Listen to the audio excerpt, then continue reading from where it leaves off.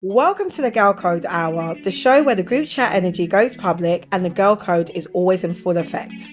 I'm Jen. And I'm Izzy, your partner in commentary, chaos, and all things reality TV. Every week we break down the moments everyone's been talking about, the drama, the friendships, the shade, the mess, and the moments that make us pause and say, girl, be serious. So whether you're listening on your commute, getting ready, or hiding from your responsibilities, settle in. You're with your girls now. This is the Girl Code Hour where honesty is the love language, the takes are hot, and nothing stays in the drafts. Let's get into it. So, what are we going to talk about today? So it is Housewives again. The RHOA. So always back to our RHOA. peaches. Always RHOA. So we are on episode 12, which is called Blow Up Costs. Correct. So let's go ahead. So that's correct, right? Yep. Okay. So let's go ahead and start out with how the episode started off, which was scene one, which was in Angela's beautiful home with Cynthia. Lovely. So, what's your thoughts on it? Or do you want me to kind of give you a take on what I...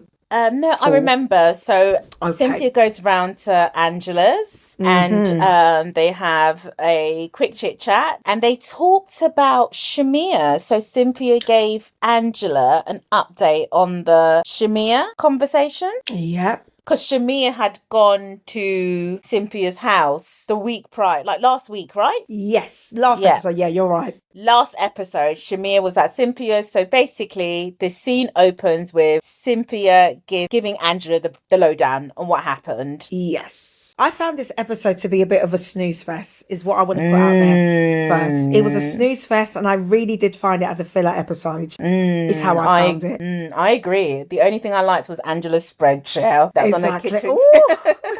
She had a lovely spread. She had a lovely... I know my God. right. I know that's right. I was drooling. And I saw them like straight away after fixing the plate, getting straight into the mess. They got straight into the mess. And like you said, talked about Shamea. You know how we always say Porsha? It was about Shamea. And as we are aware, across all of the housewife franchises, or majority of them, there's always a girl, as we've seen clearly on Beverly Hills, where one of the girls will be targeted and then the rest of the cast members would jump on them. Yeah, one of the ladies. And I feel like it's Shamea's turn to be jumped. Yeah, well, I don't necessarily agree with that. I don't think she's being targeted because she's not this innocent victim per se, right? A lot of the grievances people have towards her, I think she's brought on herself, right? Why do you say that? That's just my opinion.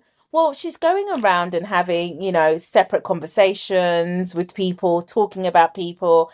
For example, the incident with Angela, she was the one to talk about Charles first, i.e. Charles is out in the streets. You can't control your man. He's out there in the streets. Clearly, she was implying he's, spreading it low. and busting it wide open. And of course, Angela's going to retaliate, with whatever she said about her, running the streets of Atlanta as well. And, allegedly doing it with all the, the Falcons players and the Hawks players. Yeah, allegedly. Yeah. So it's just that it's all just retaliation, really. So she's not a victim, and she's not being targeted. I don't think so. I don't want to not say she is. I don't want to say she's a victim because she's not. Like you said, she started off a couple of seasons ago when her and Porsha was great. Yeah. Or the last season, let's say. She started off as Porsha's sidekick, right? In the sense of, I'm going to defend you. I'm going to bring Ralph. We're going to have a messy moment with Ralph when Porsha and Drew was going at it. So you're not innocent because you know that Drew was going through a nasty divorce battle and you went and liaised and met up with her op in a way, right? And started to try and get tea on Drew. So you can embarrass her. So you're not innocent. You're definitely not innocent at all. But what I wanted to ask you was what she has currently been experiencing on the show. Do you think she deserves this level of dragging that you've been seeing on social media? Because obviously she did the interview with Carlos King. Yeah. But what do you think? Do you think that whatever she's done, does it warrant this type of uproar on social media? Because she's she's on fire right now. She is on fire. You're absolutely right. I didn't watch the full Carlos King interview, but I saw a glimpse of it because I don't give a fuck about Shamea. Sorry. Anna, So I'm not going to sit there and watch a Shamea interview. I'm just not doing it. So in terms of what you've just said, gosh, what was your question again? do you think that what she has done over the past, let's say 2 seasons that she's been here, does it deserve this level of uproar that is happening on social media? Does she deserve this type of whacking that she's receiving left, right and centre from the viewers? Again, I think she does because she is, she's bringing it on herself. Right? She's bringing all this drama on herself. She's just come on this show. She's tried to create her own group with K. Michelle and Kelly, and it's not quite working. And the dynamic between her and Porsha is, really off. I just think people are trying to figure out who is Shamea. Will the real Shamea please stand up? Ooh. We know the Porsha Shamea, but we don't quite know who Shamea is. Yes, the first season, last season when we was introduced to her, we got carried away by the fabulous life, the beautiful house. She has, what quote unquote most women aspire to have. The wealthy man, the beautiful home, the children, the husband. But again, we're not seeing much of that, but we're seeing Shamea in a lot of petty situation. So we're just trying to figure out who is Shamea and where does she fit in this group. And do you think she fits in this group? Because I feel like we know who she is, in the sense of we've seen Shamea, and I know that a lot of people wanted her to be that girl because she has a lifestyle. She's obviously married, so obviously she's a real housewife on top of that. Yeah. But I think Shamea's always given us corny. Yeah. Is what she's always given us. She's never given us anything other than what she's given us. Main character energy, right? She's never always given been main character. The friend of, right? The friend of to Candy. The friend of to Porsha. She's never been that girl to me, like where I've been like, oh, she's so interesting. Oh, she needs to be a full-time housewife. I've never seen it for Shamea. Yeah. So when they tried to anchor her, because you remember when she first came on, they tried to center the peaches around her. Yeah. And it didn't work out. Because it didn't work out, I agree. I liked what you said there about, this idea of, her being that girl because she has this lifestyle. It just goes to show being that girl goes beyond a lifestyle. Yes. It's an aura. It's an essence. It is. It's a brand factor that you're just born with this it factor. It's not something that you automatically have because you're rich, because you've got a big house, because you've got, cars, and it's not that. Because remember, when this show started, Real House of Alanta, way back then with all the OGs, these women didn't have the level of wealth we now see them have, right? But they were it girls, right? Exactly. So just because Shamea had this lifestyle, the public or the viewers, the Bravo supporters, were so quick to put her on this sort of pedestal and try and make her an it girl. And we're now seeing that downfall because she just isn't an it girl. Sorry, Shamea, I don't think you are. And we'll wrap it up at that and move on to the next scene. Oh, let's move on to the next scene. We are so sorry. But yeah, that's our take. Let us know what you think, guys, because we know the internet right now is on Shamea's behind, is what is on. But let us know what you think in the comments. Please let us know. We're interested to hear your thoughts and to see if you agree with us. But you could disagree. We don't mind. So before we round it off and we end off and go to the next scene, Angela wants to do something, obviously, in celebration for her mum. She's obviously going to get Charles Oakley to be the referee, which I thought would be interesting and fun. And she's been very vocal as well of how she's been dealing with her grief, etc. And we're going to talk about that more later on at the end of the episode. Yeah. So we'll move to scene 2, which will be Porsha and her mother, Dirty Diana. So let's go to that episode, right? And PJ comes over. So Porsha is saying goodbye, essentially, to her house, right? Yeah. And this is her prior house. Yeah. That she bought after the Cordell era. What did you think about that scene when she visited her mum at the Porsha headquarters? I thought it was a cute scene. Again, it felt like a filler. I think the reason why I liked that scene so much, it showed us the growth of Porsha, right? This was her first home, so it's such a monumental moment, right, ladies? I don't know, whoever's watching, how did you feel when you were buying your first home? and then when you know, probably had to sell it, or if you didn't sell it, just let us know in the comments how you felt. Buying your first home is, you know, one of life's major achievements. So I think that it was profound. I could see the sadness in her, but the way she explained it in terms of pulling out the equity and things like that, you know, she's doing the right thing for, you know, her next chapter, right? She's got to figure out how she's going to pay for Simon's house over there. Yeah. I'm coming on to that point. I'm just waiting for you to land. Because I just know that mortgage is high. So if this is what she needs to do, sell her property, use that money to put towards the, you know, the estates that she has with Simon, then, you know, so be it, Porsha. And I wish her all the best. What I got from that scene to, you know, kind of tag on what you were saying there is that she's kicking out her mum, essentially, out of her prior house in order for her to be able to get equity out of that home to keep the home that she's in now. Yeah. Which is obviously the Simon house that she co-owns with him. Yeah. I think the way she explained it, like you said, was very smart. Yeah. From what she's saying. Because she's saying that she'll be able to make more millions, essentially, in the long run. Is what it sounds like. But I'm not a subject matter expert in this field, and it'll be interesting to hear. She got an offer that I guess she couldn't refuse, right?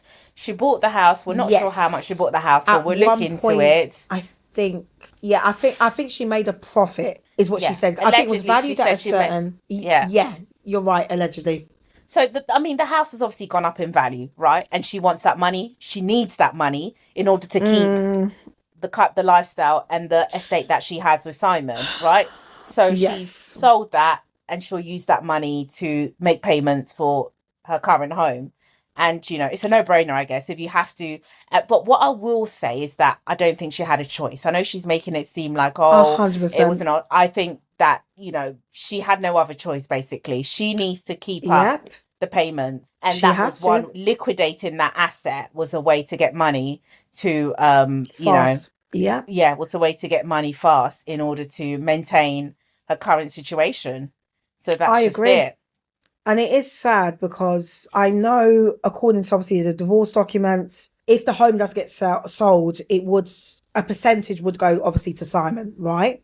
Yeah. But it's a thing where I don't think Simon is keeping up with the payments. Well, yeah. So it's a thing where, like you said, she had to sell this house, right? Exactly. And you could clearly tell it wasn't a choice. If she didn't have to sell that house, she wouldn't have sold that house, because clearly Diane moved in it, and it, you know, her mother was living in it, right? Yes. But her hand was forced, and she had to sell the house. But it is what it is. She has to do what she has to do. I agree. We all have to do what we have to do in life sometimes. You have to. And I'm sure Diana, she's not homeless. She will go and probably live maybe in Portia's pool house. Maybe move into one of the bedrooms. Maybe. We don't know. But we wish you, like you said, all the best, Porsha. And if it's a smart move for you to make, it's a smart move for you to make. She also tells her mum that they're going to Scotland. So the girls' trip for this season is going to be in Scotland. What did you think about that? They're going to do like a Traitors style theme type of trip. I didn't think much about it. You know, I just thought it is what it is, really. Yeah. Wait, have you ever watched The Traitors? No, I've never watched Traitors, no. It's an amazing show. Phaedra did amazing on that season. And that was her reintroduction back onto the Housewives. But it's a popular TV show. They're going to pay homage to it. So we hope that the trip is going to be a fun one full of drama as well as sisterhood is what we're hoping. And then to round off the scene then, Porsha tells Diana about Dennis giving her back the ring. Yeah. What do you think about that? I just thought, I don't know, I just thought it's a bit ridiculous, really. I think she's making a big deal out of it, and it just wasn't that big of a deal. I mean, I don't get it, so I'll leave it as that. I agree, and I think it's a storyline, if I'll be honest. If I agree. Dennis, you got a girlfriend, why are you even bringing the ring over? It's just... And Porsha, you're crying, acting like you didn't know. It's just BS. Exactly. Yeah, like, that's it. Dennis is not going to blindside you after the last episode where you warned him, sorry. Don't you dare try it with me. I just think Porsha knows how to give the fans the right level of delulu and confusion. So, I agree. Yeah, storyline. We'll move on to scene 3, which is Kelli and her financial advisor. Oh, Lord. Ciao. God, he just gave me. She makes a lot of strawberry shortcake. Strawberry shortcake. What did you think about that scene where she sat down with someone that it looked like she didn't know? There was no icebreaker. He didn't even know your last name. It was giving me that I'm filming a show. I want to look like I'm being responsible. Let me meet up with a random financial advisor Yeah. and talk about my finances. But what did you think about that episode? I I mean, guess it was that scene. I guess it was a scene where she had to shoot, because I think what Bravo does now is try and include as many relatable scenes as possible.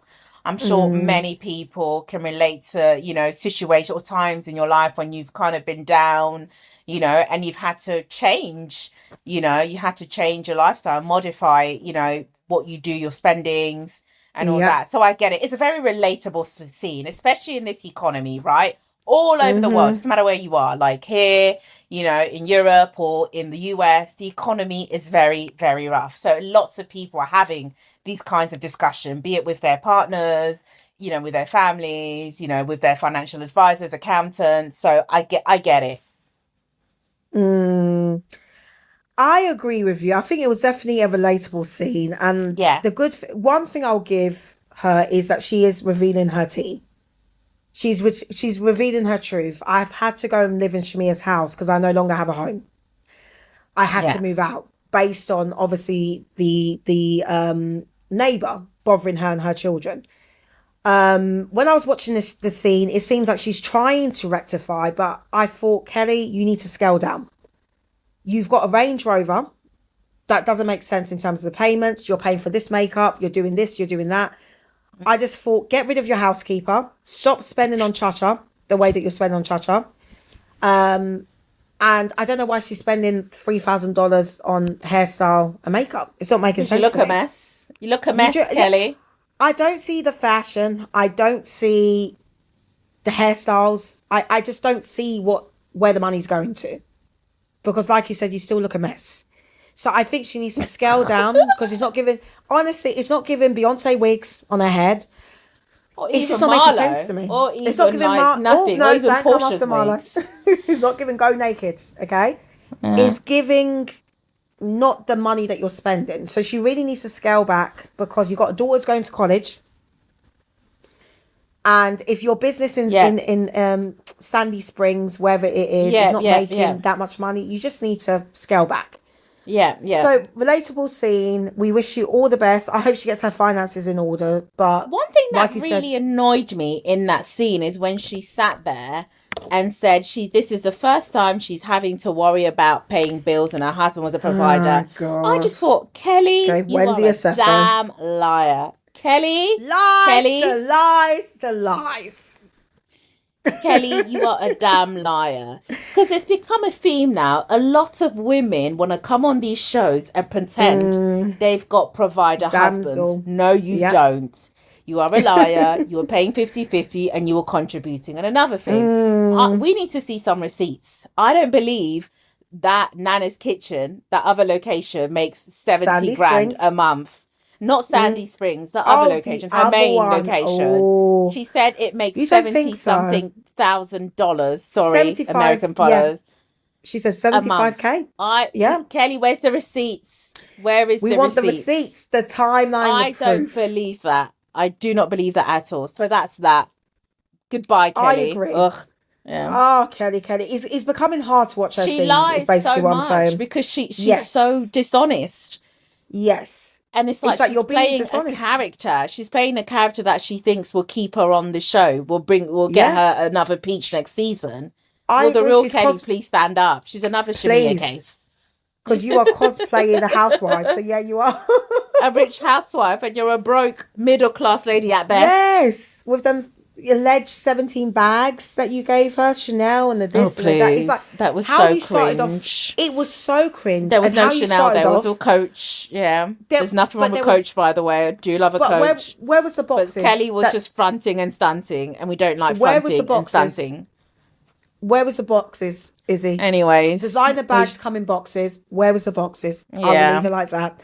Let's move on to the next scene because the lifestyle you're portraying right now, Kelly, is not what we introduced to when you first came on. So we'll go to scene 4. That's right. Clock it. So we'll go to scene 4, which is K. Michelle plastic surgery scene. She said that this is her 15th surgery. I don't know if she's exaggerating, but this is her 15th surgery. I don't believe she is. I don't think she is. Yeah. She's had a lot of surgeries. And she admitted, she said it was her 15th surgery, and she goes on to speak to her plastic surgeon to discuss the next steps because she wants to get a butt lift, is what she said. What did you think about that scene?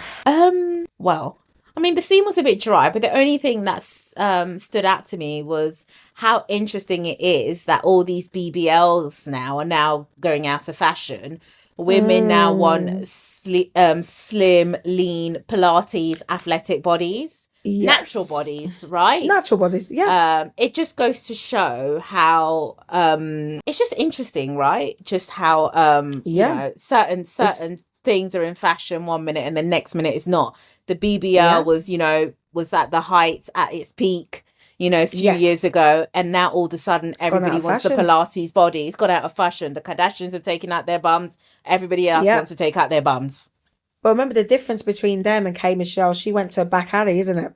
Yeah, That's where she went. The unfortunately, she got the silicone unbelievable. shots. It's unbelievable. You can never get rid of them. That silicone in your. Imagine having silicone in your body forever that you cannot get rid of, and you want to now go and get a butt lift and do another surgery. I don't get it.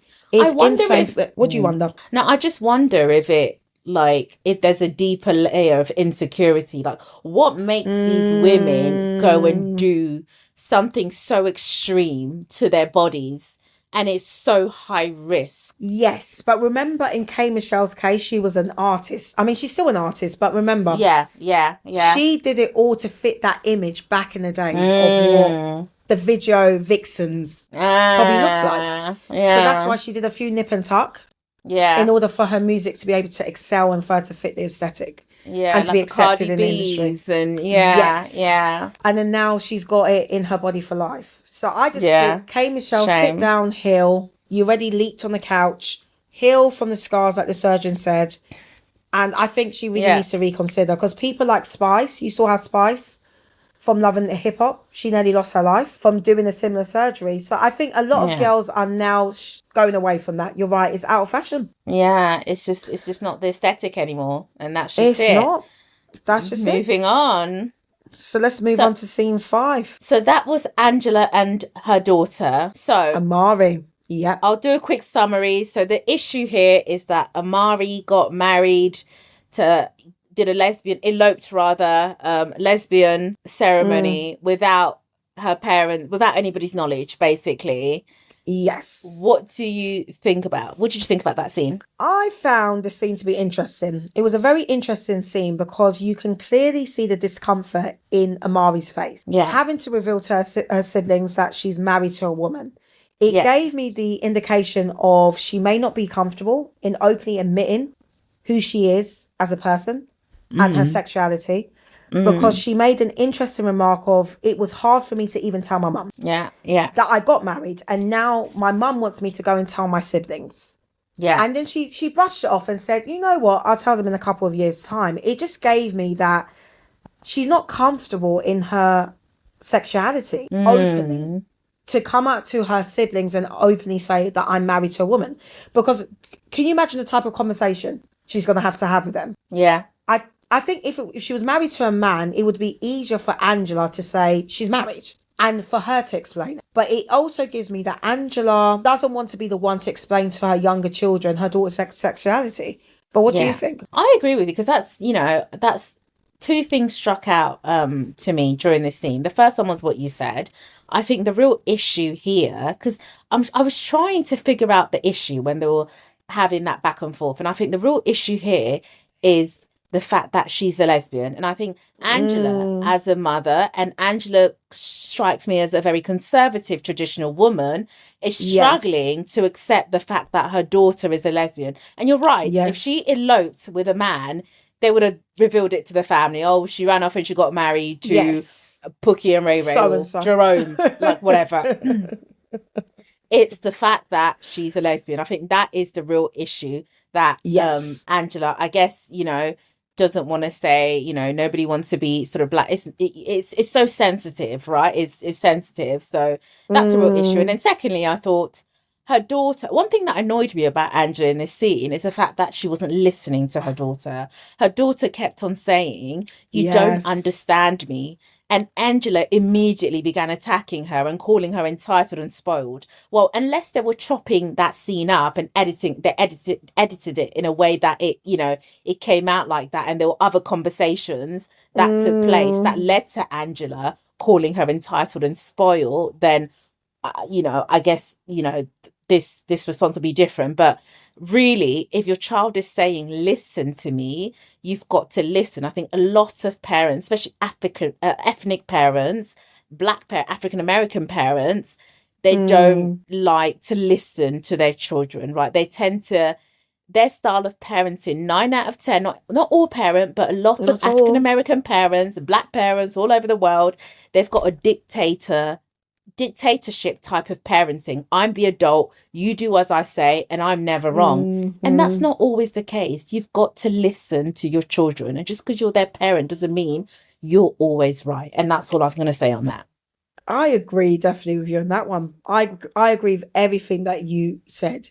So that's why I was hoping that Dr. Wendy was going to be able to help their relationship and help them to get down to the root of the problem. Because I think you've identified who's Dr. Wendy? Yeah. Oh, not Dr. Wendy, a surfer. The therapist. Yeah.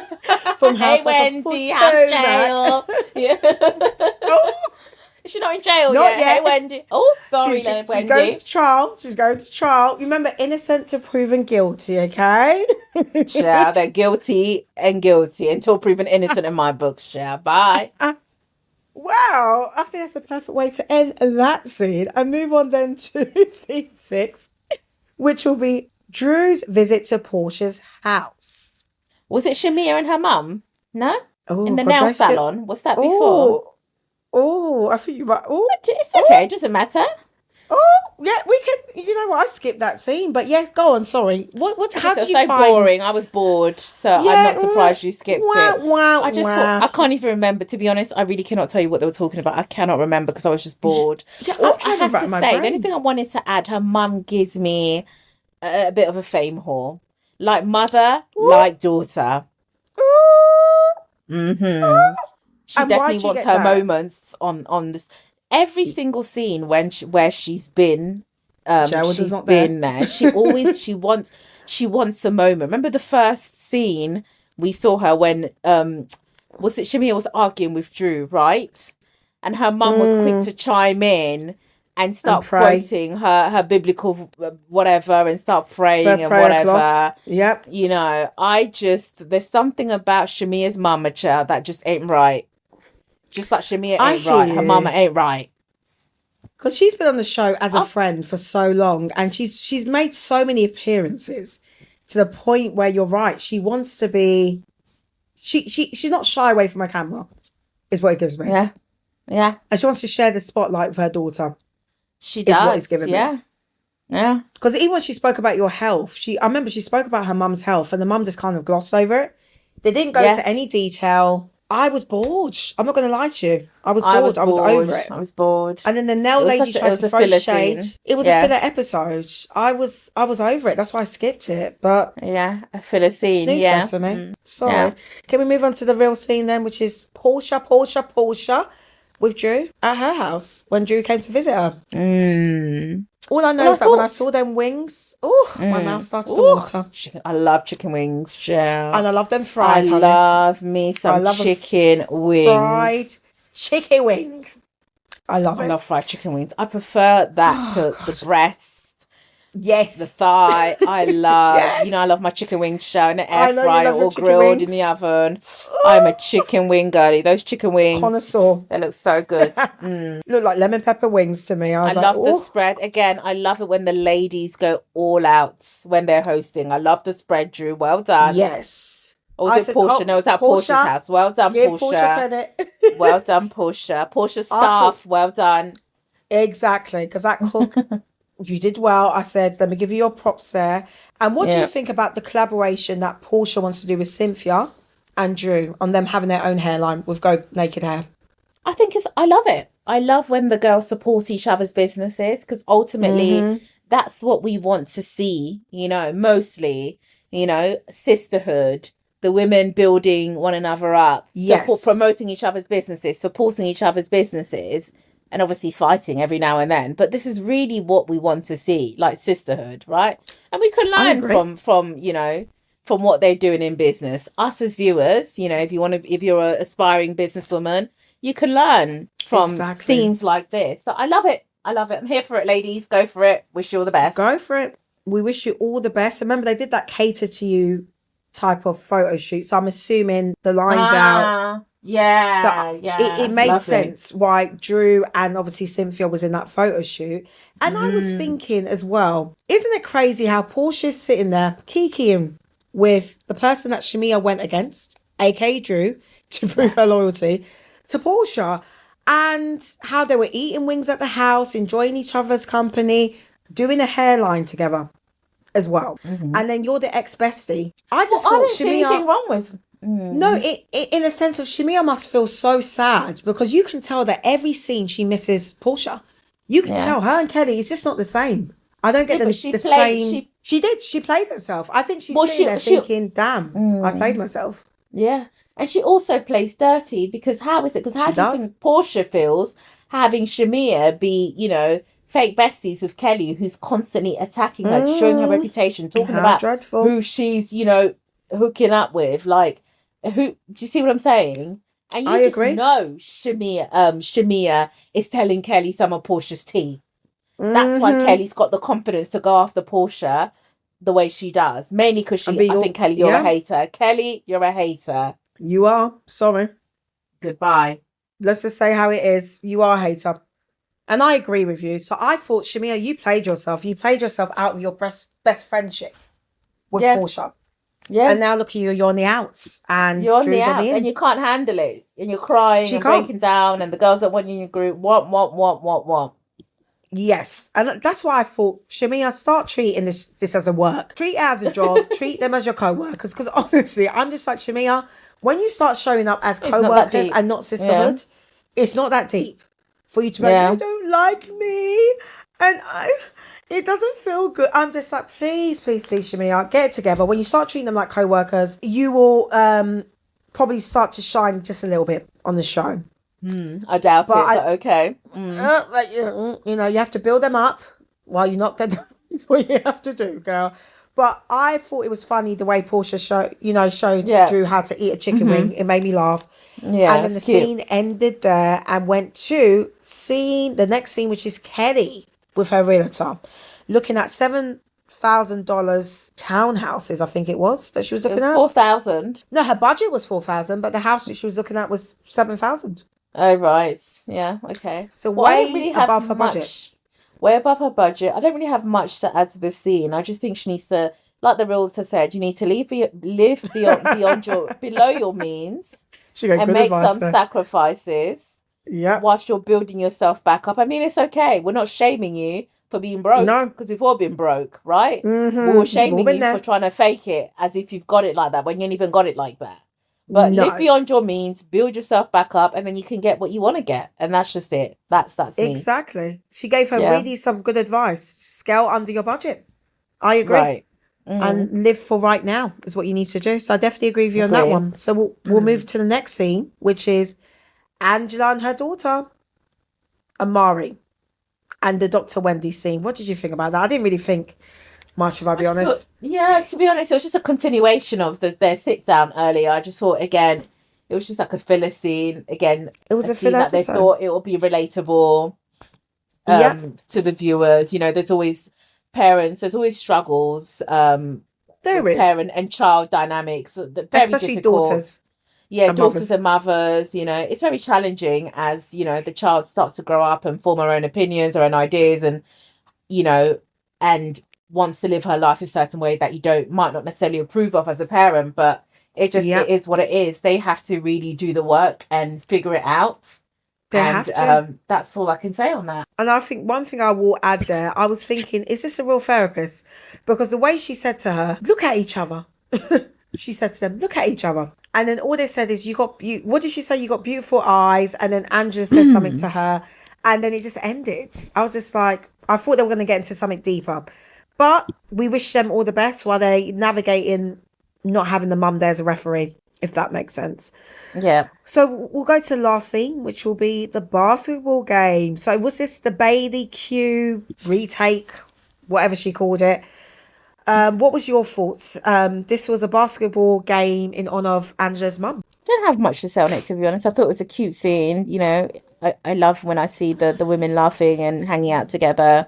So yeah, cute scene. And what did you think about Charles Oakley? Because he was ripping, he was ripping people apart. I guess, you know, it's his role. Making me laugh. Think he shows up, which is good. Yes, yeah, and it was nice that Bravo gave him a little, you know, a cameo, right? Talking about what he knows best, which was basketball, which I thought was lovely and funny. And then obviously Angela got him back because he did call her big feet in a way. But she got him back with a championship moment. And do you think that Shamea genuinely came there with real intentions to support Angela's mother? I don't even know. And do I care? No. Yeah. I don't know, and I don't even care. Only Shamea knows that. You know, what can we do? I get you. But don't you think that you both insulted each other? Get the hell over it. You've forgiven all the other ladies saying this, saying that about Charles. Can't you just get over it? Or do you think she used it as a moment to jump on Shamea and do a continuation of the table sit down? I guess she's doing the former. She's using it as a moment, clearly. But we'll just have to see how that unravels next episode. Oh, God, you're right. You're right. Because I feel like, I don't know. The way they tried to drag, obviously, Pinky tried to drag, obviously, K. Michelle to jump on and be like, oh, I could sense your energy's a bit off with her. K. Michelle was like, no. I'll have a private conversation with her. But I just think, like you said, is a thing where we're going to have to see how this plays out in Scotland. Because clearly it's going to drag into that. Mm-hmm. And that's how it ended. I'm trying to think. So I'm just looking to think if there's anything else. No, I don't. I think that was it. That was it for this week. I just think, Angela, I'm watching you. Is basically what I would say. That's how I will end it off. Because I think Angela's playing the long game. She's made a peace with Phaedra and Porsha because they're both the anchors of the show. That's how I see it. And that's a wrap, guys, on today's episode of the Girl Code Hour. And if you made it this far, you're officially part of the Girl Coded Circle. We love having you here with us, laughing, analysing and side-eyeing the chaos together. This show is always better when you're listening. So please make sure you follow or subscribe and you like our episodes, please. So you never miss an episode when you subscribe. And if you enjoyed today's chat, please share it with a friend who loves a little commentary and a lot of honesty. You can also send us your thoughts, hot takes, or anything you want us to cover next. The group chat is always open. And thank you for hanging out with us. This has been the Girl Code Hour. Goodbye. Take care. Bye. Bye.